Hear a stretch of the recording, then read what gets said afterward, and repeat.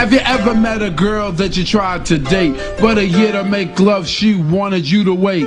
Let me tell you a story of my situation. I was talking to this girl from the US nation. The way that I met her was on tour at a concert. She had long hair and a short miniskirt. I just got on stage dripping, pouring with sweat. I was walking through the crowd, and guess who I met? I whispered in her ear, come to the picture booth so I can ask you some questions to see if you're 100 proof. I asked her name, she said blah blah blah. She had 9-10 pants and a very big bra. I took a couple of flicks and she was enthused. I said, how do you like the show? She said I was very amused. I started throwing bass, she started throwing back mid-range, but when I sprung the question, she acted kinda strange.